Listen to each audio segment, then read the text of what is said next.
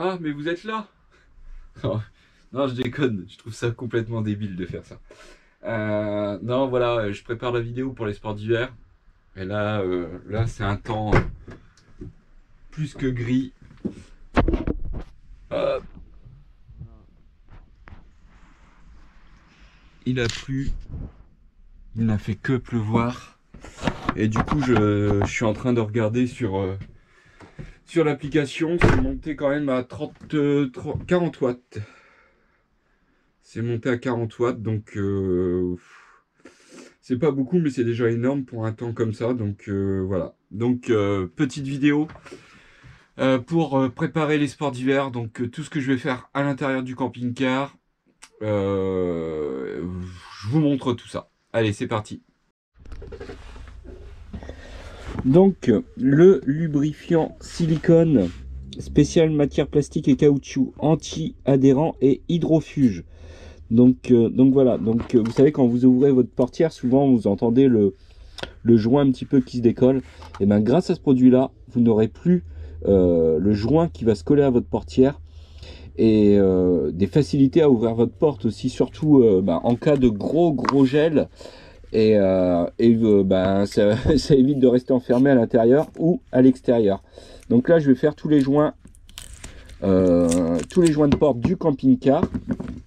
Et puis hop, et puis je vais vous filmer ça en même temps. Hop. Donc là vous voyez, là, on a un brouillard hyper important. Et pourtant ça a rechargé la batterie, c'est monté à 30 watts je crois avec ce temps là. Hop. Bon bah voilà, j'en mets une bonne dose. Et puis je vais faire toutes les portières comme ça.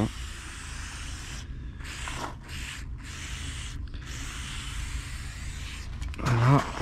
Vous voyez en bas là, vous voyez, j'ai de l'eau qui stagne ici. Ça, il va falloir que je trouve un remède pour ça. Voilà. Alors fermer la porte, il y a du chauffage. Et du coup, on va faire tous les joints comme ça. Donc, vous voyez ça c'est un petit peu humide.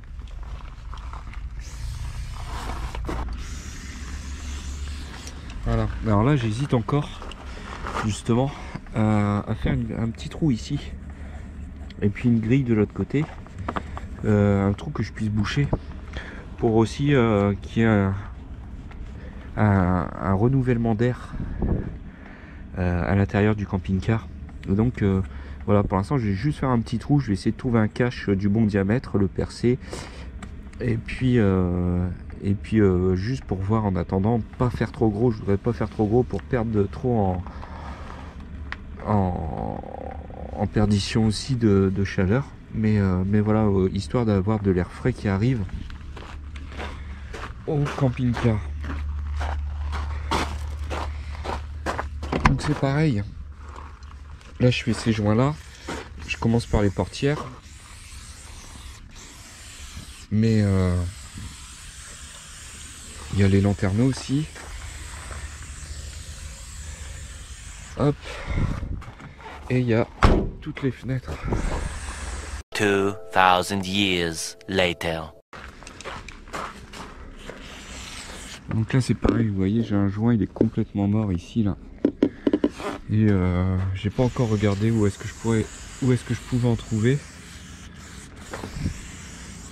Mais vous voyez, il aurait été entretenu comme ça dès le départ.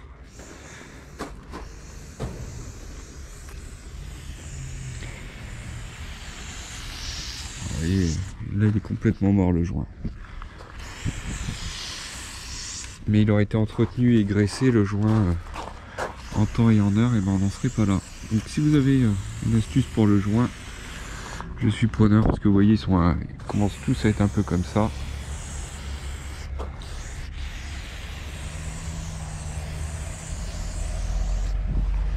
Hop, et puis du coup on va ouvrir toutes les fenêtres. Et puis faire à l'intérieur aussi. Et j'en peux. Il y avait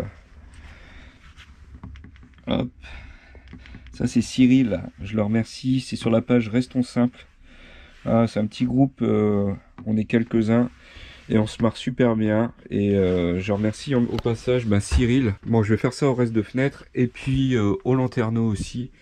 Je vais ouvrir le lanterneau et puis je vais faire ça au joint. Alors hop, open par là, voilà. Hop. Vous voyez tous ces joints là, hop, bien les graisser. Je vais faire ça tout de suite. Hop.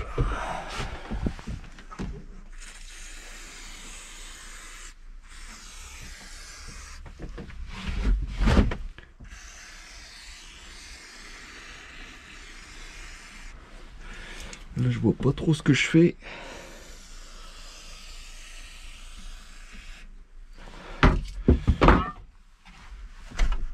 Oui, c'est bon, c'est bon. Hop, je vais regarder en même temps ce que ça donne de l'extérieur. Bon voilà, mes tuyaux en dessous c'est du diamètre 32 d'évacuation. Donc j'ai environ, je dois avoir 3 bouts de moins d'1 mètre. Donc du coup pour le prix je vais prendre 3 morceaux comme ça là.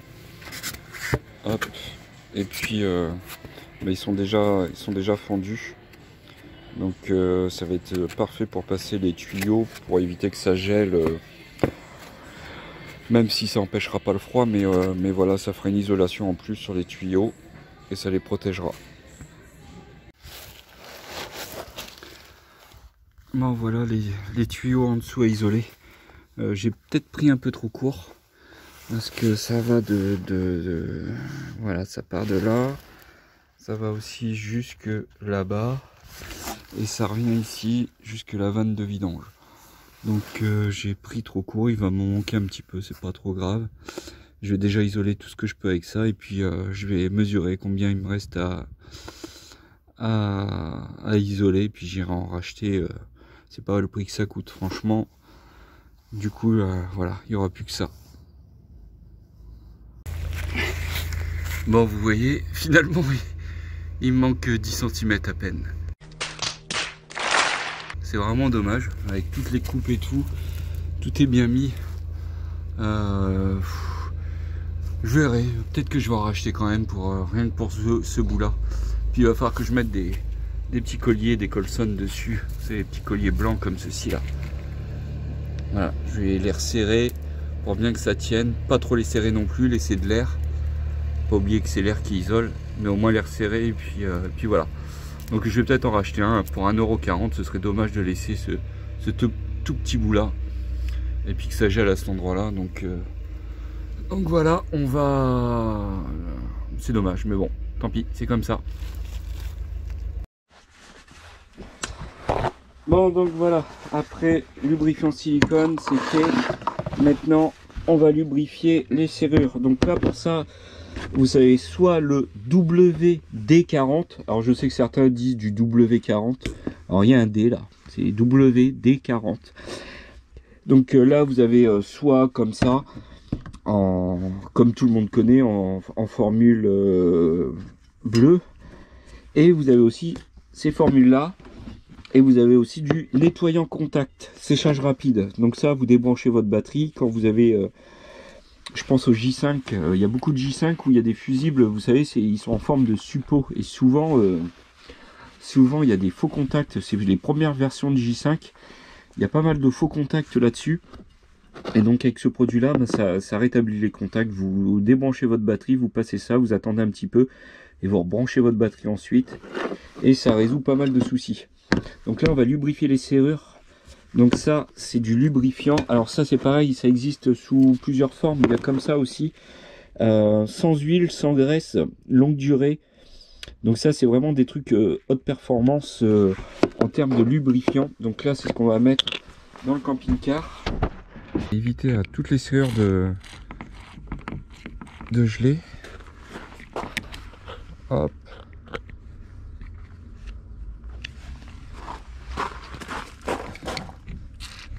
Donc pareil, on va toutes les faire, on sait jamais.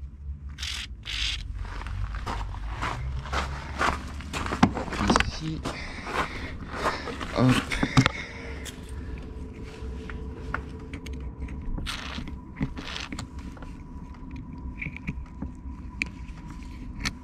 Voilà.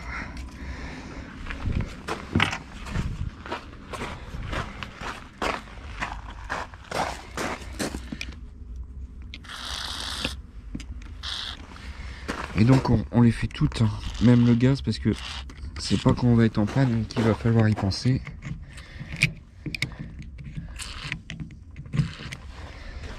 Voilà.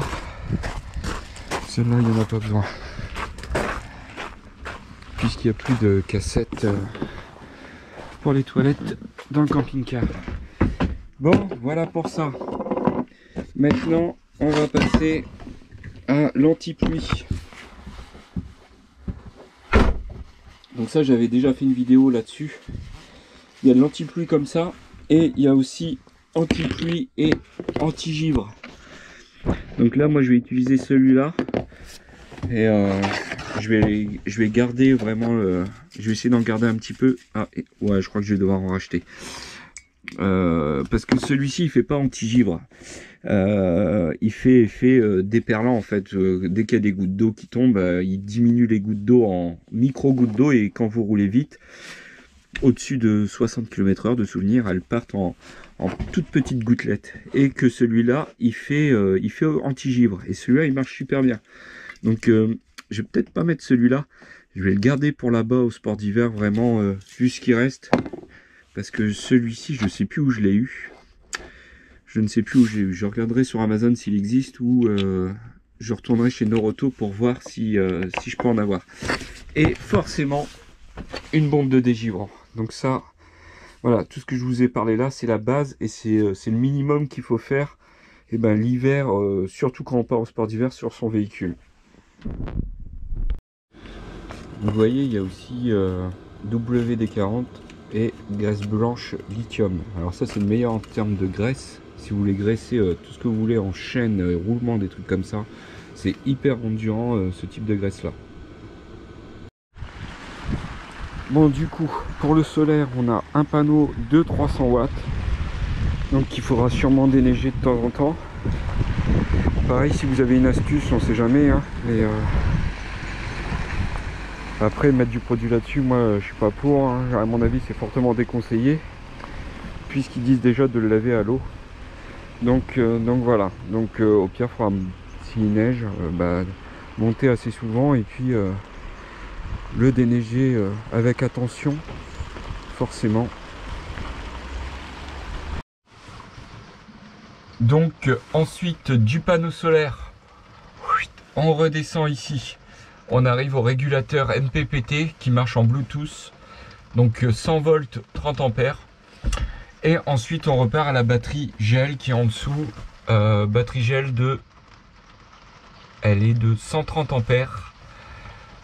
Et voilà, ce qui est largement suffisant pour nous pour l'instant, pour cet ensemble là. Donc voilà, c'est vraiment un grand test pour tous ces produits là cet hiver. J'espère qu'on sera opérationnel et comment je peux dire, pas opérationnel, mais qu'on ne sera pas à court d'énergie en fait.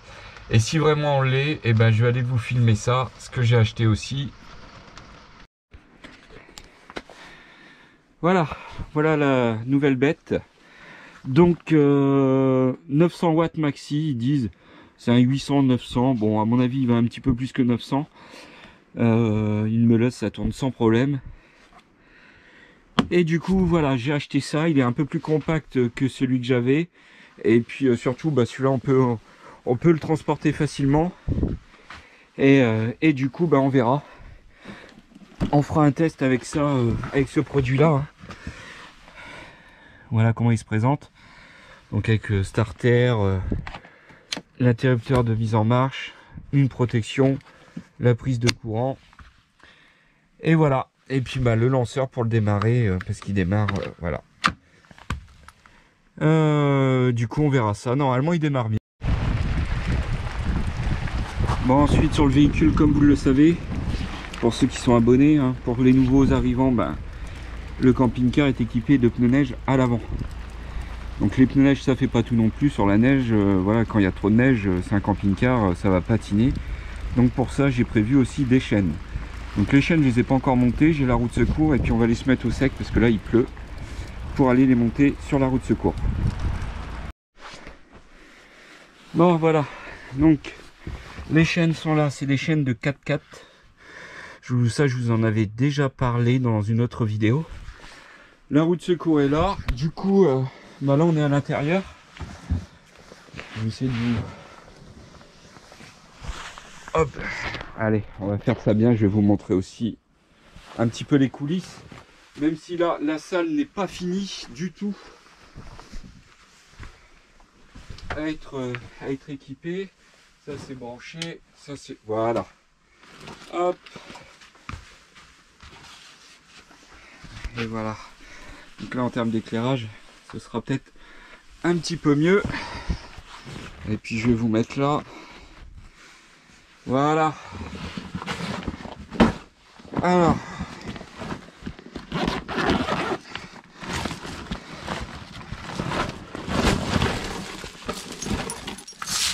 Les petites chaînes.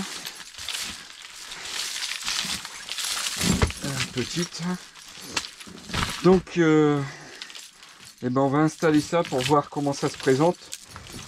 Il faut jamais attendre que ce soit critique pour les poser. Et sachant que là, on sera pas dans les conditions... si on les met, c'est qu'il y aura de la neige partout, c'est qu'il va faire froid, c'est que ça va être la merde. Et c'est que je vais être énervé. Donc voilà, donc on va se calmer. Hein. Et du coup, on fait comme si la roue était posée à plat. Hop, ça se passe là. C'est pas, il va falloir que je vais me noter une paire de gants. Ça peut être super utile.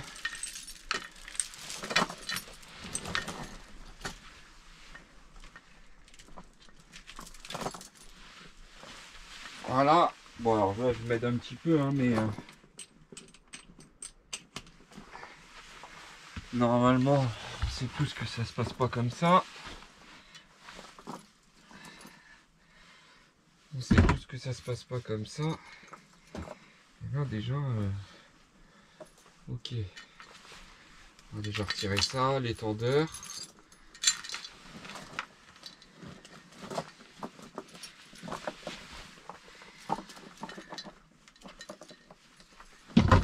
Parce que là, je suis encore trop court.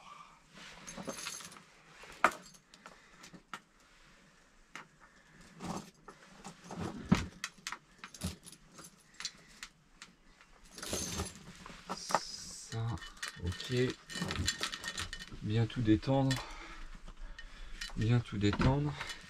Et vous voyez, déjà là, je suis vraiment limite.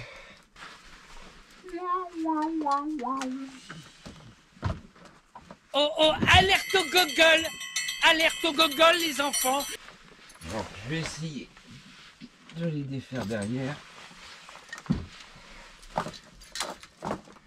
Là, bon, on va retirer ça. Et c'est le genre de choses,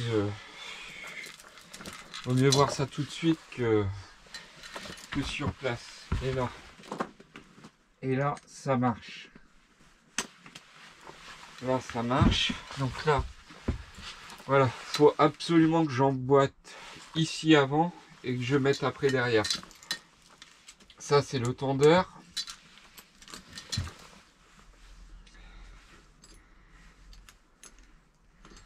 Ça, c'est le tendeur. Ils disent, eux, de le passer comment, le tendeur?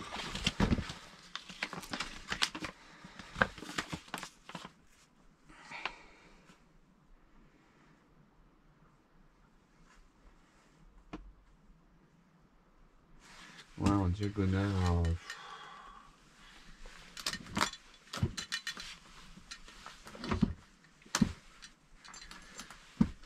alors forcément, ça va être les deux pareils.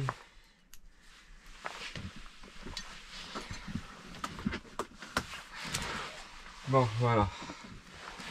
Alors à voir. À voir. Mais déjà, si ça peut dépanner, ce serait déjà formidable. Mais on voit que c'est vraiment pas évident et qu'il faut absolument les monter avant de chez vous pour être sûr. Donc là, quand je vais rouler, forcément ça va se détendre, faudra retendre. Après, il y aura peut-être plus besoin de cette partie-là.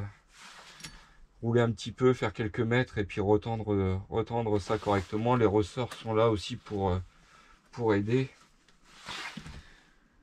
Bon, en tout cas, j'espère que j'aurai pas à les mettre. Mais voilà, si j'ai à les mettre, il faut absolument que je mette ça avant et que je détende derrière.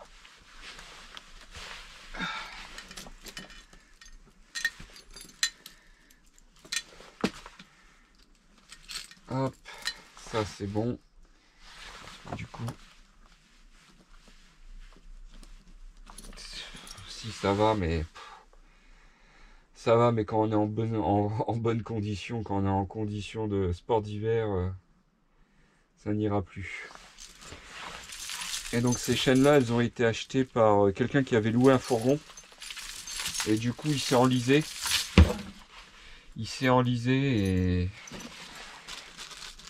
Et il a dû acheter des chaînes pour sortir, pour faire une centaine de mètres de souvenirs qu'il m'avait dit. Donc de toute façon on le voit, hein, elles ne sont pas du tout usées. Moi j'en ai donné parce que là on sait que c'est sur un J5 turbo. Et donc sur le turbo, les jantes sont en 14 et avant j'en avais de J5 mais sans turbo où les jantes sont en 14 et pardon, je me suis trompé, et avec turbo c'est en 16, donc c'était pas compatible. Voilà. Bon bah la suite ce sera sur l'aménagement intérieur du camping-car. Voilà, on en reste là. Du coup je vais revoir ça absolument sur les chaînes, mais sur le camion ce sera plus pareil, mais là il pleut et je voudrais voir vraiment ça en bonne condition.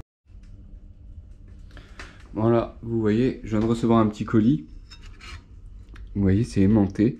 Et derrière, c'est des petits thermos comme ça. Enfin, c'est thermoélectrique. Donc ça s'aimante. Là, le conduit va chauffer. Je viens d'allumer le poêle. Donc, hop, là, on voit que ça va chauffer. Ça va monter.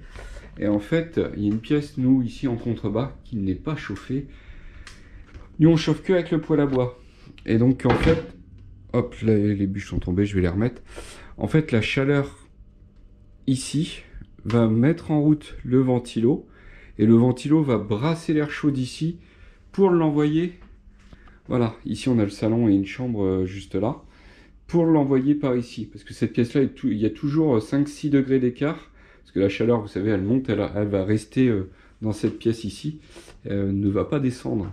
Que là maintenant avec ça, normalement ça devrait brasser un petit peu d'air. Je vais remettre les bûches et puis on va voir à partir de combien de degrés.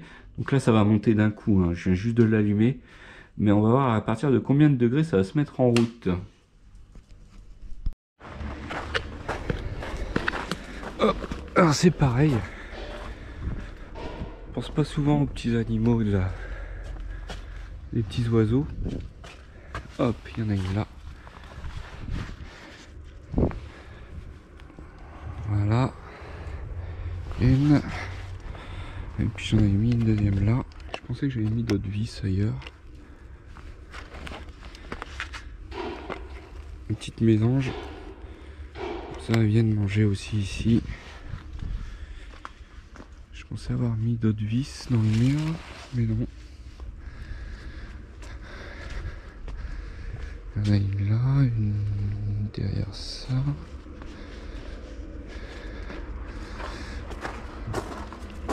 Bon, là, je pensais en avoir mis d'autres vis ailleurs, mais non. Bon, c'est pas grave.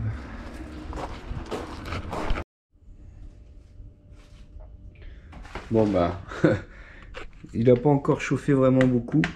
Mais bah, le tubage il est déjà assez chaud pour que le ventilo tourne. Donc c'est impeccable, c'est parfait.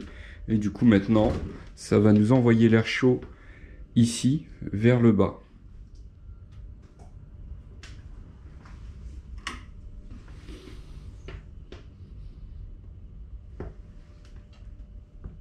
Bon bah c'est parfait.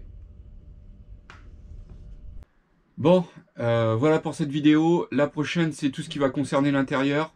Donc les chauffages, l'isolation du sol, enfin voilà, tout ce qui va être isolation aussi de la cabine. Enfin voilà, tout ça. On va essayer de faire une vidéo complète. Si vous avez des choses à rajouter, ben n'hésitez pas à me le dire. Hein. C'est pas vraiment un tuto. Hein. C'est comment moi je fais. Donc peut-être que vous avez des idées meilleures. Et donc bah, n'hésitez pas à les partager en commentaire. Et voilà, j'essaierai de compléter tout ça en vidéo. Bah, s'il y a des choses constructives à partager. Et puis voilà, c'est tout pour cette vidéo. J'ai tout ce qui est matériel mécanique aussi à trier et à répartir correctement dans les coffres. Parce que je compte prendre le chargeur aussi, le petit chargeur que j'ai acheté à Aldi pour compléter la charge s'il y a besoin avec le groupe électrogène. Donc voilà, il faut absolument que je fasse de la place dans le petit compartiment qui est là, le petit compartiment un petit peu technique on va dire. Faut que je range aussi les câbles correctement, j'ai tout à refaire correctement, j'ai ma prise allume-cigare à faire là, j'ai mon petit support pour la cafetière. J'ai aussi un autre support à refaire ici. Alors peut-être que je vais refaire une planche plus grande. Et pour les thermomètres et tout ça, je veux acheter un thermomètre. Je veux vous faire un dossier complet sur les températures et tout ça. Je veux tout vous filmer, que ce soit vraiment très clair, le plus clair possible. Donc de vous faire un truc complet là-dessus. Donc voilà, j'ai tout ça arrangé correctement. Les bouteilles de gaz, vous voyez le réchaud, je sais pas si on va le prendre. Le tarp, j'en ai pas besoin, on va pas. Mais bon, ce serait peut-être bien d'avoir une bâche. Enfin, vous voyez, c'est plein de questions comme ça auxquelles bah, je vais devoir trouver une réponse. Et si vous avez des idées, tout ça, bah, n'hésitez pas à les partager du coup. Voilà. Allez, je vous dis à bientôt. Bon courage à vous. I'm alive, she said at the top of her lungs. And I could cry, but I won't.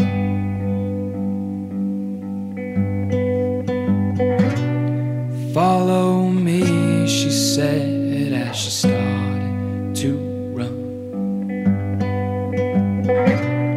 And I watched on